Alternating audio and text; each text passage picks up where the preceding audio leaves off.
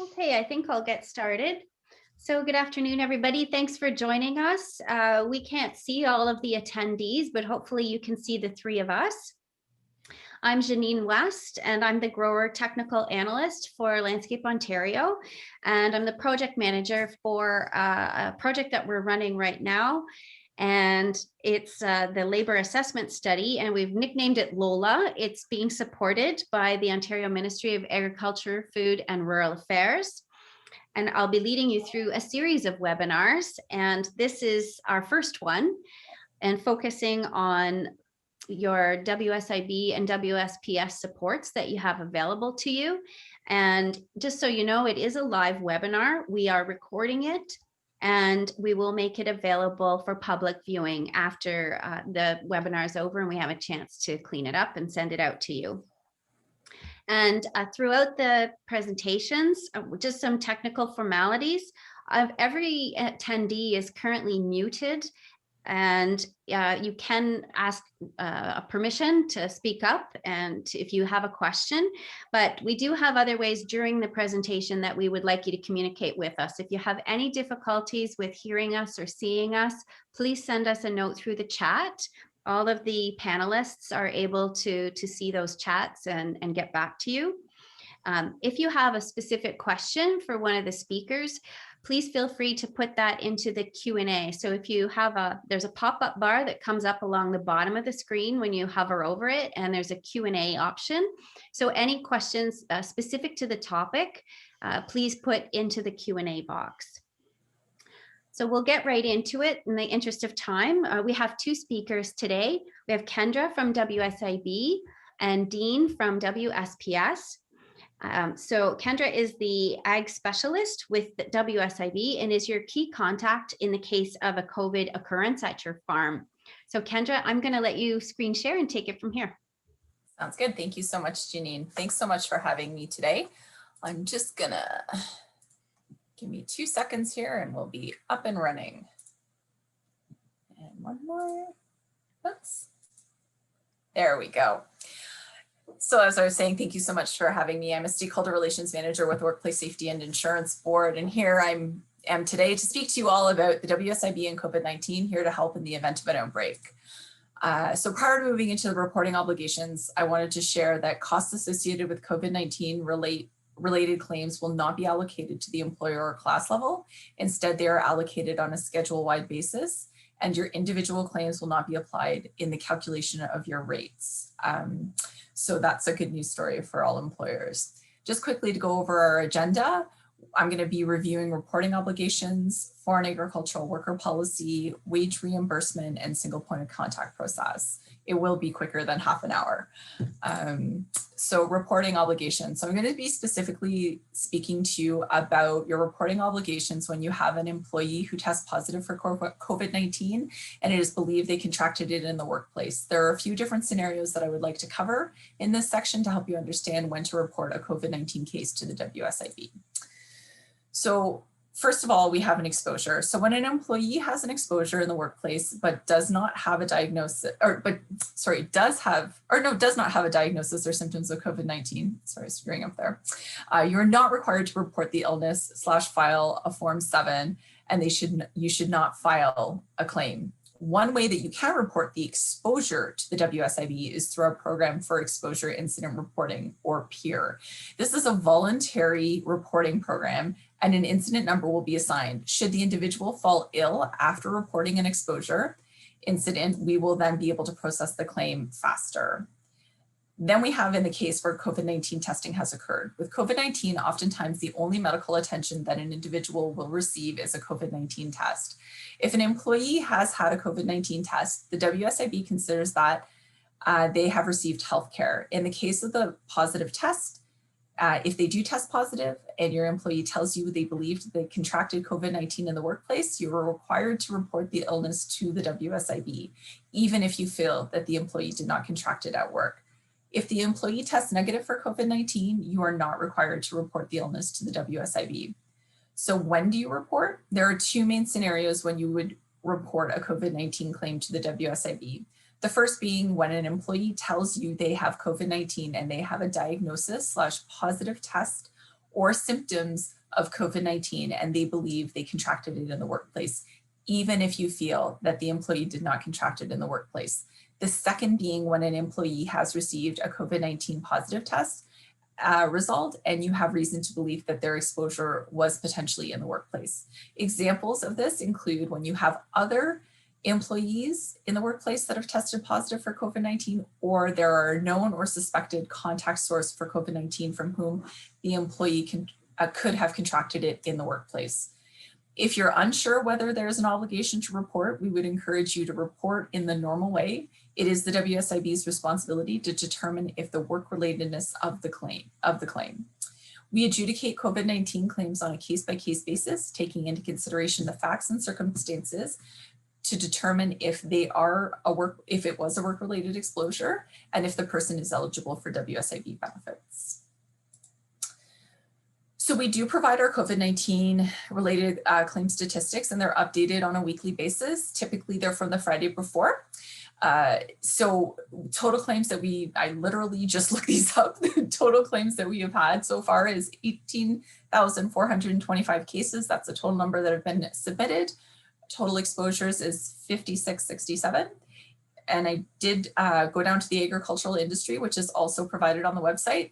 And so we have 1,833 that have been allowed, 77 that we were unable to allow, and we have currently 47 that are pending. So now something that does come up fairly frequently is foreign agricultural workers and the policy that is applicable to their this particular group. As many agricultural businesses rely on the hiring of migrant workers in order to meet their labor demands during the growing season, I felt that it was important to review this particular policy related to their coverage while they are here in Ontario.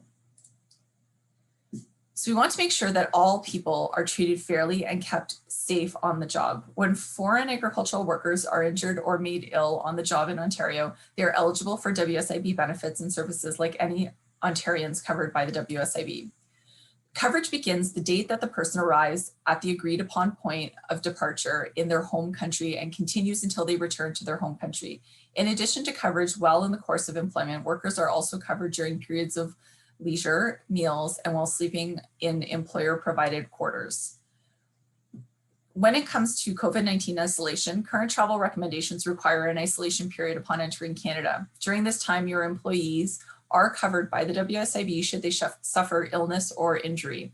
What this means is if after entering the country, they test positive for COVID-19, a Form 7 should be filed for review for entitlement. Only those staff that test positive will be reviewed and eligible for WSIB benefits. Isolation due to exposure. So WSIB benefits are payable only when there is a workplace illness or injury. Because of this, should an employee become ill with COVID-19 subsequently causing an entire bunkhouse to isolate, coverage can only be considered for those who have a diagnosis or positive test or symptoms of COVID-19. Wage reimbursement. We do have some employers that have continued to pay staff when they go into isolation and subsequently are COVID positive. So I wanted to review this particular policy. So wage continuation. Sometimes when employers choose to continue to pay their staff while they are unable to work due to an injury or illness, it is considered wage continuance. Employer advances under WSIB is when the WSIB allows entitlement for lost time benefits. In these cases, these earnings are called employer advances. So then when it comes to reimbursement, when an employer has paid their staff advances during the periods that compensation is payable to an ill or injured person, the WSIB reimburses the employer. If the amount advanced or paid to the ill or injured person by you, the employer, is less than the compensation payable to your staff member, the employer is reimbursed only for such amounts as actually expended. So the balance is provided to the ill or injured person. So for example, if an employer paid an ill or injured person $100 net, but the WSIB calculated the benefit rate to be $150, the WSIB would send the employer a check for $100 and the remaining $50 would be payable by check to the ill or injured person. Where we will not reimburse an employer is in the following circumstances. There's a period where there would be no entitlement to loss of earnings benefits. The portion of the advances that exceeds the compensation rate that is payable to the ill or injured person, special expenses normally paid by an employer, and reimbursement requests made after compensation has been paid to the ill or injured person. And finally, the single point of contact process. So in response to COVID-19, the WSIB has implemented a process to help ill people get benefits faster and assist employers navigating our system more efficiently in order to get you back to the work that matters most to you, running your business. We understand that when a COVID-19 outbreak happens at a workplace, it can be overwhelming for employers because of the number of government agencies asking for your time. It's also frightening for your employees who have contracted or been exposed to the virus. Layer on the concern for foreign agricultural workers who are in a different country and don't speak the language. Many of them are worried about who's going to pay them. This was the driving force behind the single point of contact process. Here we have a diagram. As you can see from the left side of the slide, when you have an employee who has a workplace injury, your standard experience would be to have multiple roles at the WSIB contacting you to gather information. This may start as early as registration if there's an issue with the Form 7, followed by a customer service rep calling to collect information for the eligibility adjudicator to render a decision, who may call again clarifying information, followed by a payment specialist to clarify earnings, and finally a case manager assisting with return to work. All of these calls can happen in a very short period of time, and in normal circumstances, it's quite manageable. But now let's layer on multiple claims, 10, 20, 50, all at once. Each one of these cases requiring information to be gathered. In all likelihood, you won't be able to answer the phone fast enough. From experience, we know what happens from there. Phone calls don't get returned, you're unable to adjudicate the case, payment gets delayed. Your employees start coming to you asking questions and the pressure mounts. It's unbelievable and overwhelming. So now let's look at the right side. This is the process that was developed with COVID-19 outbreaks in mind. Should you have a COVID-19 outbreak at your place of business, don't go at this alone. Please pick up the phone and call me immediately. You're gonna have a follow-up email that will be sent to participants after this session. In this, you will be provided with my office number and my cell phone number. There's even my email address. Please keep these available to you and use them. And when we connect, the first words you're going to hear from me is, it's going to be okay, I'm here to help, and we're going to get through this together. Consider me your partner in this process. Our first conversation will focus on what happened. I will collect information on the outbreak. Some of the key information I will need to know is, do you have anybody in hospital? These are priority cases. We will work together to have these registered the same day on a priority. Any information you can provide me with, hospital location, ICU, are they on a ventilator, etc., is all value added. From here, we will discuss how I can best support you and your team. While we will require Form 7s on each claim, I will provide you with a suite of options that fit your business's ability to provide this information. We have a strong team at the WSIB who supports this process and are continuously making improvements. The whole team here is able to provide support from registration all the way through to case closure when your staff is well and cleared for return to work. We want to help you efficiently utilize the technological tools available to you through the WSIB to make the process fast and easy. Some of the supports we have available for businesses are manual registration, how to use the document upload tool, both with a claim and without, Form 7 review and how to create a template off a PDF, and payment spreadsheets for efficient collection of information. We also have support for ill people, bilingual staff available to discuss their case with them in their language. Form 6 is available in English, French, and Spanish, and quick processing of cases resulting in faster payment. When we collaborate together, the team at the WSIB is notified that an outbreak is being treated as a cohort. What this means is that the cases are identified as a group and we move them through the system together as best as possible. It's also a flag to our staff to check our cohort resources first before calling out. We also ask our staff that if some clarification is needed, they either reach out to me first to see if we can resolve the question before reaching out to you further for information or clarification. Throughout the whole process, I remain a point of contact for you, as well as to assist in whatever way possible. For your employees who have many questions, I can also arrange a call with a staff member on this end to review their questions and concerns. By arranging a call ahead of time, we can also ensure that we have the right translator or bilingual staff available to speak to them. Our goal is to make this process efficient, easy, and collaborative. We want to work with you to make sure we get you back to what matters most, running your business and taking care of your employees. So resources, just quickly, and you'll see this in the handout that's coming to you as well. We do have information for foreign agricultural workers and their employers available in English, French, and Spanish. We have a brochure on foreign agricultural workers and employers about coverage and what to do in case of injury or illness. And we also have our Health and Safety Excellence Program, which provides businesses with materials to help meet the challenges of operating safely during a pandemic. And with that, we're actually going to move on to our next presentation. So I'm going to hand it over to Dean.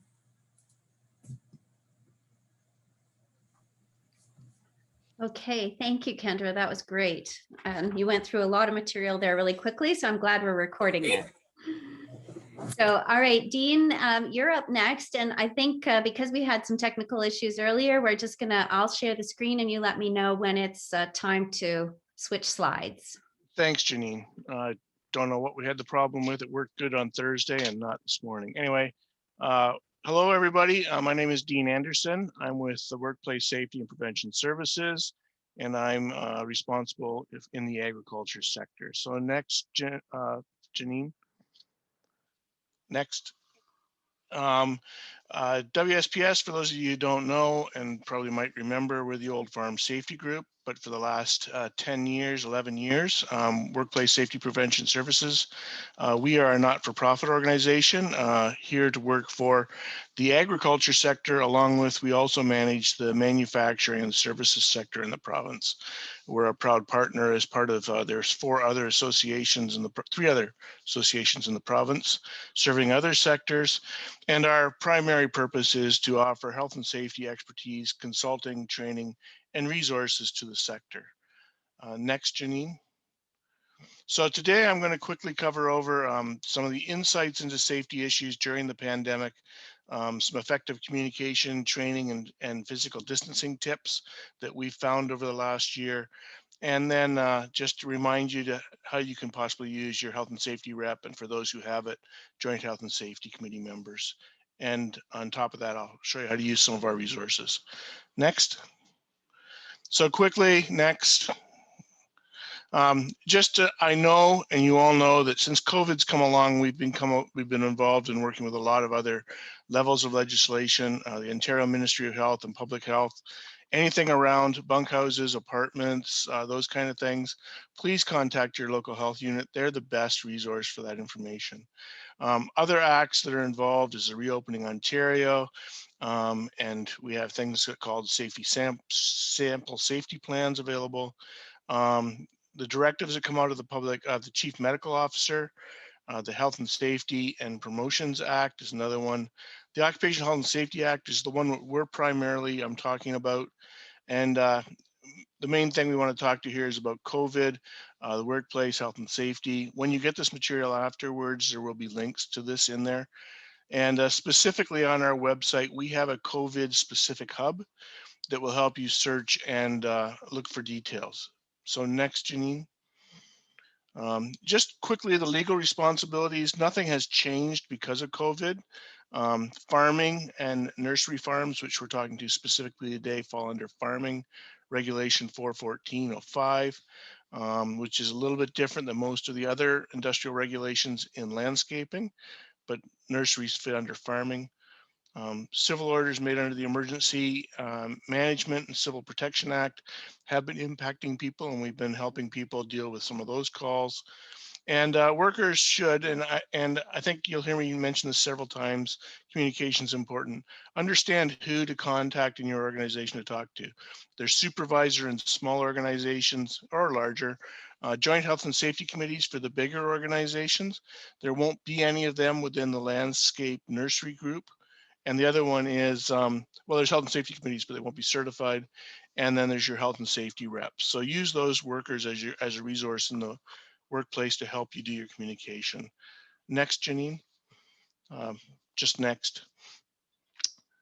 Communication, I think, is one of the most critical things in your workplace, both the way you communicate externally and internally to people. So people coming into your business need to know what your rules and expectations are, and people's working in your workplace need to know those too.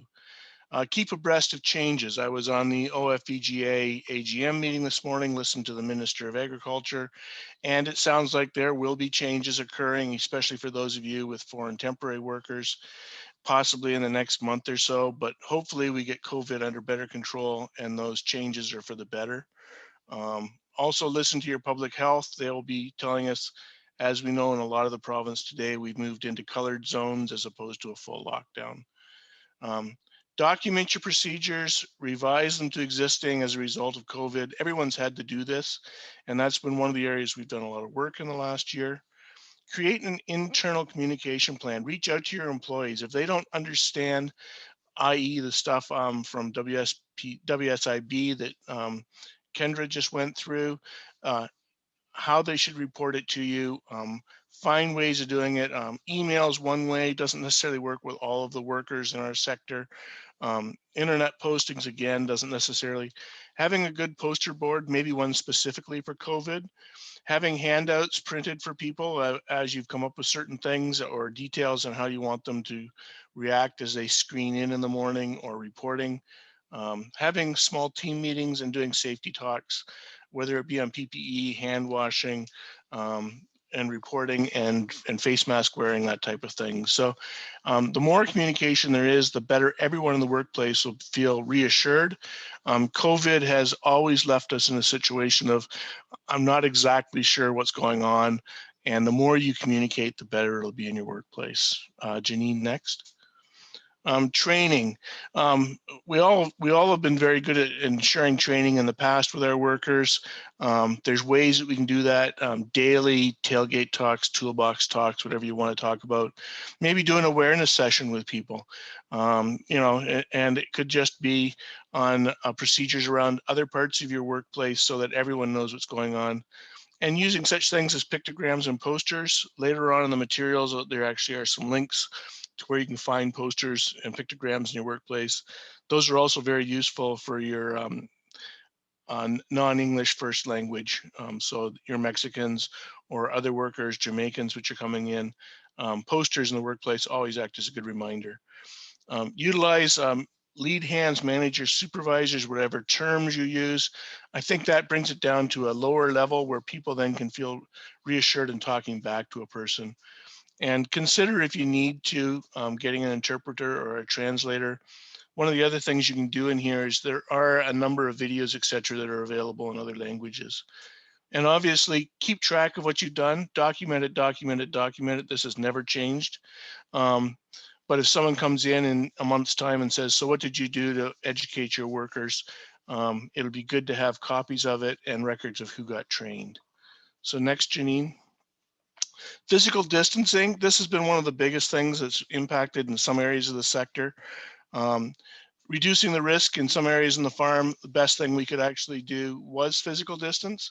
So for example, if you're out doing some tree pruning right now, picking different rows and not having workers all working together in a group. But there's a lot of areas where physical distancing can't be maintained.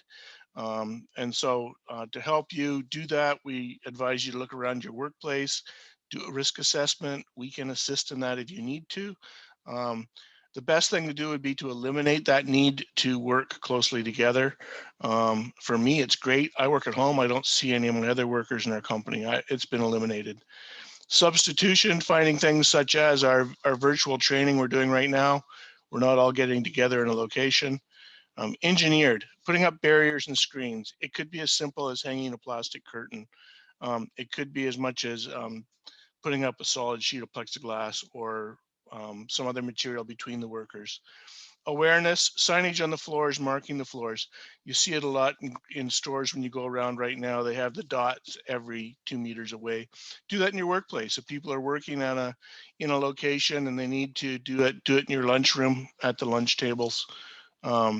Administrative controls, this is more rotational type thing. Maybe such things as driving tractors.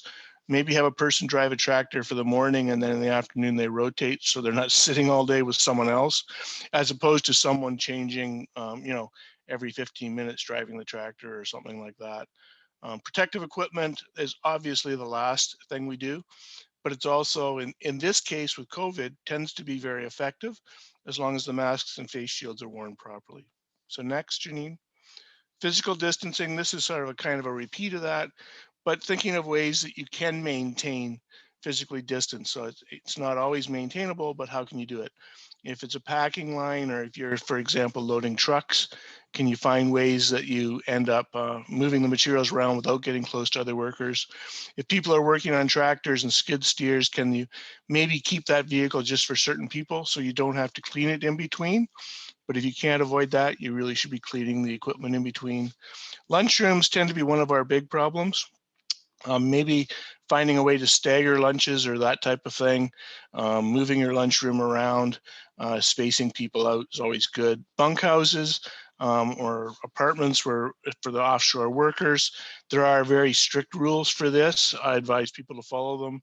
And I would, in many cases, once you set these up, I would actually advise taking a picture of what your setups are, so that people know what they're supposed to be and what they look like. And the same thing with washroom facilities. If you can, get them spread out the use, cleaning in between. Next, Janine. Carrying on this physical distancing one, assigning individuals to particular vehicles. As I was saying, if it's a skid steer, just have one person drive the skid steer, as opposed to varying the drivers all day long. Partitions in packing or planting, if you're working in the field, think of how you could maybe put a partition between two workers working close together with a form of transplanter or someone who's packing materials on a wagon or something like that. Physically distancing, marking on the floors. It works very good. It seems kind of rudimentary, but people actually will aim for if you see them in stores, they will aim for the circles on the floor. It does work. Occupancy, as I say, if you're limiting the number of people in the lunchroom and then limiting how many people in the washrooms, put it up. Tell people you've done it. Pass it on. That communication is very important. Staggering start times and break times and lunch times. If possible, that's a good way to reduce the distance between workers. Next. I'm going to just quickly mention this. Joint health and safety committees and your health and safety reps do have duties under the act, and that they can do these things. They can act as a really good liaison between the employer and the other workers. If there's an issue comes up, if someone feels there's an issue, make sure they feel safe to go and talk to the health and safety rep, for example. Continue meetings. Don't stop the operations of your joint health and safety committee. You may have to change the way that they work, though, the way that they go around and do their interviews, for example, for monthly reporting. And assist with your COVID risk assessment. So once you've done your assessment and you need to keep monitoring it, use your health and safety reps to help you lead through that. If they've been involved from the front, they can be involved all the way through to putting things into practice. So next, Janine. Resources. One thing we had a large number of resources at the start of this issue a year ago, but they tended to be hidden in what we called our pandemic preparedness and some other things. Over the last year, there's been a large number of health and safety guidelines written. I think for agriculture, we're up somewhere in the range of 8. For someone like nurseries, they may also have retail. We have resources on our website for retail. So it's not just for the farm. For other parts of your business, you may find resources there. If you go to our website, you can actually find COVID on the front page. That will take you to our mini site. And when you're in there, you can select by sector. So you can select agriculture as an example. What you may want to do is select by agriculture, see if you can find something specifically you're looking for. If not, go back and unselect the sector. And then things like, there may be more things on such things as face mask wearing, hand washing, videos, posters, that kind of thing. So there's certainly no reason why you can't use materials from other sectors. Can we go to the next one, Janine? So posters, here's an example of the posters. These actually are posters through the Ontario government, but they're on our website. So it just helps you remind people when they're getting on, say, vans or on your busing materials or the way you're working people around. It's just reminding people. That's all the posters are meant to be, as a reminder. They're not really education tools, but you can use them as the backdrop for having your awareness talk or tailgate talk with your workers. Next. I'll just go to next. For For the growers that are out there, this is specific for the nursery growers, so I'm assuming that's all people who came on today. It's available for all farms. There is a COVID consulting service that is available. You can get free consulting services from our organization to help you in enhancing your measures to protect your workers. Currently, that free money is about 2 days worth of service. It's about $2,000 worth. That's our normal $1,000 a day is our normal consulting fee, obviously. Currently, it's only available to the end of March, so it will need to be invoiced by that date. So if you are looking to take advantage of some of these services I'm going to mention in the next couple slides, I do advise you phone our customer service number and start the process of going forward. We look after all the paperwork.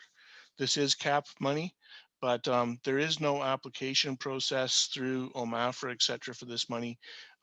You contact us, we book the service. In the booking of the service, we will then in turn around and invoice the Ontario government for our reimbursement for the funds. Obviously, if you go over the $2,000, there will be an invoicing to the customer. In this, we can do that risk assessment work for COVID. We can help you develop policies. We can help you write your procedures. A number of workplaces did this last year, but they did them quickly. They may want to reevaluate them before they get in the heat of the spring season. We can also assist in training for your workers. We have been doing this all throughout the COVID. We can visit your workplace. We have an internal process, and we will actually need to look at your policy and plans in place to ensure that our workers are safe going into your workplace, but we can certainly attend your workplace. Services and supports are on applicable topics. The funding and support costs for this and program measures are also available. This is another program. I think it's 2 or 3 slides away. I'll cover it off when we get to that one. So next, Janine. The resources that are available, just to expand on them a bit, the resources and our services. The Pandemic Recovery Toolkit is a kit you can get a hold of for controlling COVID. Awareness sessions specific for your sector. Our consultants will try and cover off topics very specific to your workplace. Assistance in completing a pandemic response checklist, conducting the pandemic response program and gap analysis. We will include associated facility walkthrough and provisions in a summary report. Prepare a pandemic procedures customized for the business, including your training, and conduct a pandemic response program audit, including a summary report. These are all materials that are useful in documenting what your procedures are in your workplace. Next slide, Janine. To simplify it, there is no application, as I said at the beginning of this. Review the services offered with one of our account managers. You can do that by phoning the number at the bottom and or emailing customer care. We'll identify the services most beneficial for you. As I say, some people have done some steps, but they need to do others, or they feel they need to improve them. We can do the service that you need to get. We can do on-site, we can do virtual, we can do blended. We have done all of these. We have done trainings much like this type of situation. We have also gone into workplaces and separated the workers, hopefully in better weather. Today wouldn't be a great day to be sitting in a drive shed or a larger area so we can get distancing between people. But as the weather opens up, we certainly can get out to your workplace and spread the workers out. We review, sign off the process, and then the service is provided, obviously. And we look after getting our money back from the CAP program. So next slide, Janine. This is another program I alluded to. I am going to tell you that the deadline currently runs out on February 26th. I do know there's talks of trying to extend certain programs. I haven't heard anything on either the program that was before this one I was discussing or this one. So again, there is money available. There's several different programs. This is OMAFRA, and you'll need to be applying through their website, which you can see at the bottom. There's a prevention and occupational health and safety measures. This one is helps you get and pay for example, personal protective equipment, testing equipment, a remote thermometer, handheld thermometer type thing. Enhanced cleaning, so cleaning of your facilities, lunchrooms, washrooms, those kind of things, whether it's done internally or done externally, and obviously getting the supplies to do that. You can also get worker wage isolation expenses. That's another program that's available out there. That is for the isolation portion, I think, of this whole COVID situation. And the online safety improvement program, you can get upwards of $100,000. I think there's a caveat if money's still available, but it's for such things as changes in housing, your workplace modifications, changes to equipment to enhance the safety for workers, specifically around the COVID issues. So if you have interest in that, as I said, I think you need to get it done in a relatively short term. Also, some of that money, for example, I think that $100,000 is a partial payment. There's a split between what the employer pays and what the ministry pays in that money. So I think I think that one is a 60% split. So you just need to be aware of that. So if you're going to jump on that one, you need to jump soon because today is 16th. So if you're going to take advantage of that one, I would write that number down and phone up for more information. Next, Janine, I think we're just about done. Yes. So I'm looking at my time. I think I'm close to the time Janine said I was supposed to use. Thank you, Janine, for being my Vanna on my PowerPoint. I don't know why it didn't work today. So I'll pass it back to you. Okay, that's great.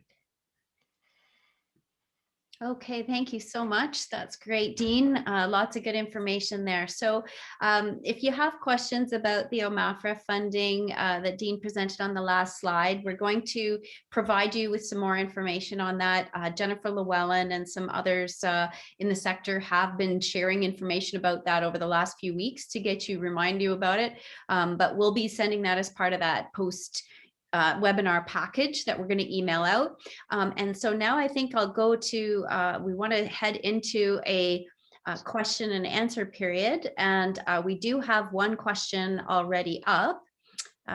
So one of the questions is, will we have access to these slide decks and can we share them with the members?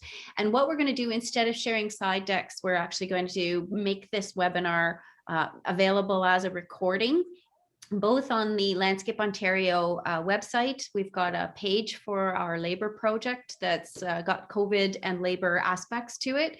And we'll also be putting it on the Landscape Ontario YouTube channel. So we'll make sure that you have links for that after, and by all means, share that around. And so if everybody has an opportunity to hover over that Q&A box and at the bottom, and feel free, or if you can raise your hand as well and see if there's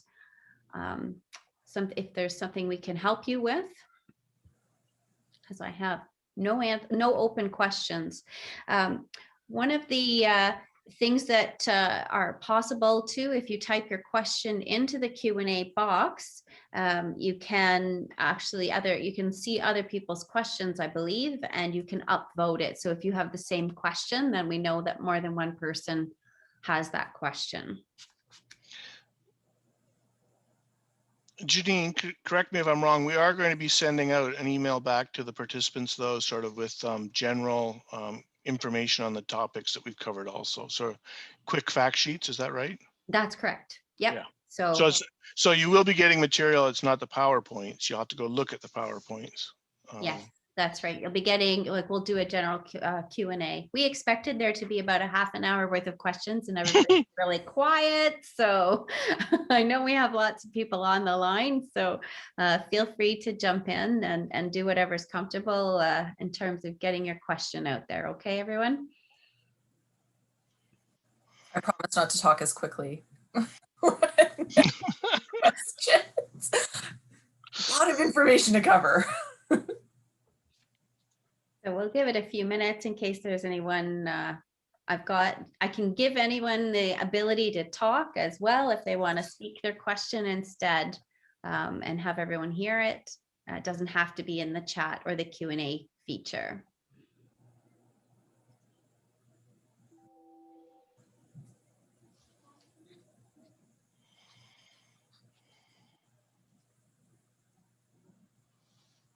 Okay. I'm just wondering if there's a question that I have for you. So Kendra, you mentioned that you're going to be the single point of contact for the nursery group, and so we're going to provide your information in that follow-up email, so people will know exactly how to get to hold of you. And Dean, it's not you specifically necessarily, right? They call the that main number and or contact customer care at WSPS, and they'll get a consult. Yeah, if you contact, it'll probably might speed up the process. I mean, obviously, it's just a question. They can send an email to dean.anderson@wsps.ca, which is my email. I'll certainly try and answer as quickly as I can. But if it is looking for services or more than that, the best thing to do is to go to our customer care number. They also have access to a consultant on call, so that they can forward the calls over to that person who can answer questions specifically, or move you over to one of our account managers to help the process and getting someone to come out and service you. So I don't directly touch that service part, but I certainly can get in touch with them. But if it's just a question, I can help chase down an answer. Great. Okay, so we do have another question in the chat. Someone calls in with a runny nose and doesn't feel great. Do we shut down the business? Do we who do we contact first? What do we do? What are our first steps? So I don't know, Dean, do you want to step in? Because you would probably be. Well, I think that first thing is one of those things you need to have thought out. What is your COVID plan? So how are you going to handle that? Specifically, that may be that person, how they stay at home that day, for example, until they can get a test or become positive. Then it's how do you notify the rest of the people why employee 1 didn't come to work today, for example. Hopefully your screening, pre-screening, and those types of things can help keep your workplace going. I don't think it is a pull the pin, shut work down today. I think it is a managing the process, and that's the stuff you want in your pandemic plan. You want to know what your procedures are so you don't go through this question. And I think with Kendra, and she can answer the question further, you need to have someone who is knows they've got an infection before they would be processing a WSIB claim. So I'll hand it over to you, Kendra, to finish that. Yeah, for sure. So yeah, we would expect at that point, if they become COVID positive, the next step would be, was it in the workplace? Is that where they contracted it? Is it possible? Do they believe so? And then naturally we would go to a Form 7 typically in those cases. If then following that you have multiple people that start being COVID positive, that's when we kind of see that outbreak happening. That's a further conversation that we would have. And certainly at any point in the process, if you are uncertain, unsure, give me a call, we'll work you through it, no problem. Okay. I'm just wondering, Dean, if there's been any questions in some of the talks or meetings you've had over the last couple of weeks, things that come to mind as a big question, and maybe for you as well, Kendra, that maybe weren't directly covered, just some example questions that you might have heard from farms. I think most of the questions and concerns I've been hearing are sort of a lot of the gray areas. So, bringing in foreign temporary workers, do they have to spend 3 days? Do they need that test before they come? Do they have to stay at a hotel now? Those questions are being answered.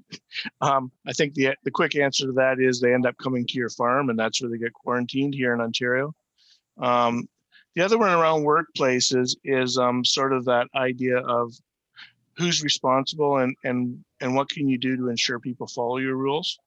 And I think the big step there is to make sure you have a plan on your rules, and you educate and communicate on your rules.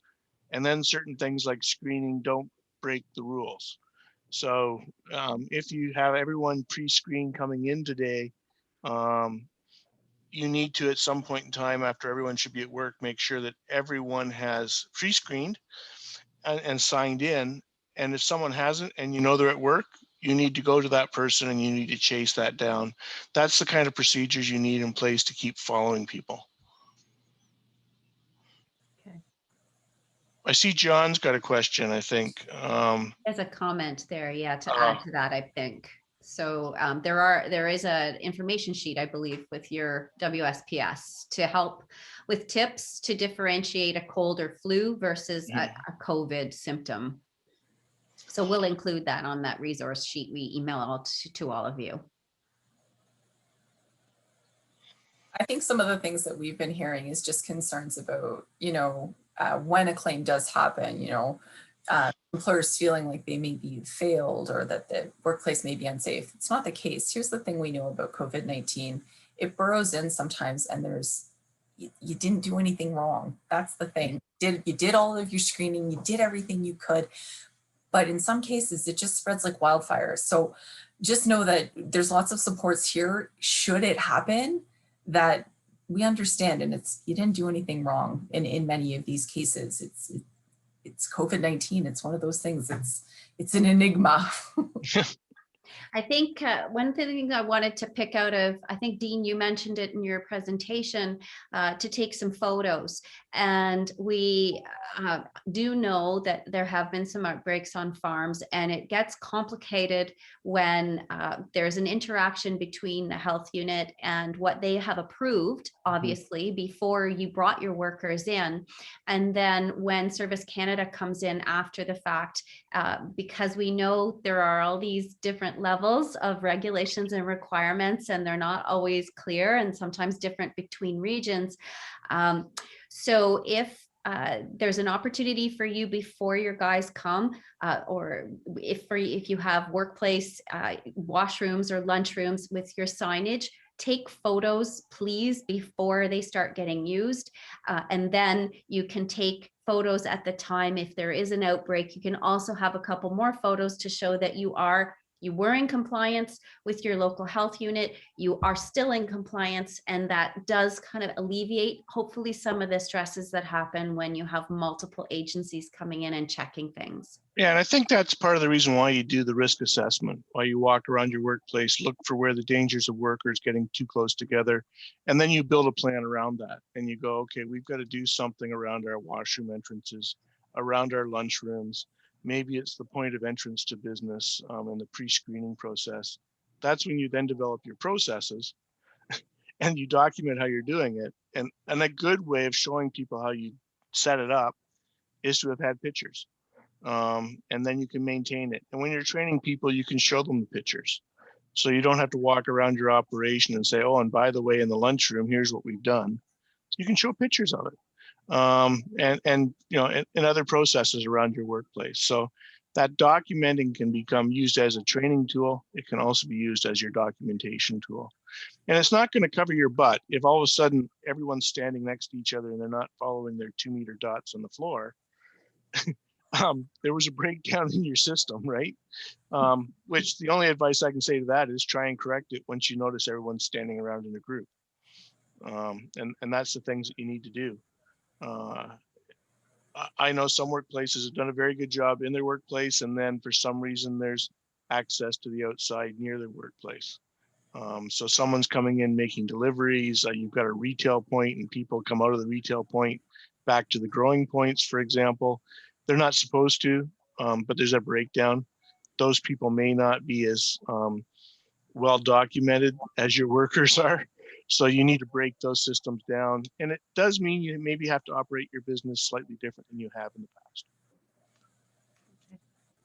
And there's a comment here from Pamela that if you you may know who your assigned WSPS account manager is already. You may have a particular one assigned to your company. So you're always welcome to reach out to them directly and discuss which pandemic services are best for you. So absolutely. I don't usually say that because if they know they're supposed to contact Pam, they call Pam. So thank you, Pam. All right. I think we'll wrap it up. You have our email addresses. You'll get an email from us with our direct confirmation, contact information. And so feel free to reach out to any of us for relevant questions. We're here for you. That's why we're doing this webinar and why we want to make you aware of what supports are out there. So I really want to say thank you to Dean and Kendra for prepping presentations and making this happen. So thank you for that on very short notice, and thank you all for attending. So if there's anything else either of you want to mention, Dean or Kendra? Thanks for the opportunity, and call us if you need help. Exactly. Thank you so much. Really glad that we were able to do this today. Okay, and there is another question in regards to photos before we log off. How often should we document to show compliance? I think that's a choice you can make yourself. If I would photograph if you think there's changes or if you've changed something. But I don't think you need to say I'm taking a picture every morning, because everyone knows as well as I do that something at 10 o'clock could change. But it's one of those things that a supervisor every morning should walk into the workplace and go, everything's the way it should be. And I think that's good enough. That's great. All right, thank you so much. All right, thank you everyone, and we'll be following up with an email. Take care. Thanks. Bye. Everyone. Bye-bye.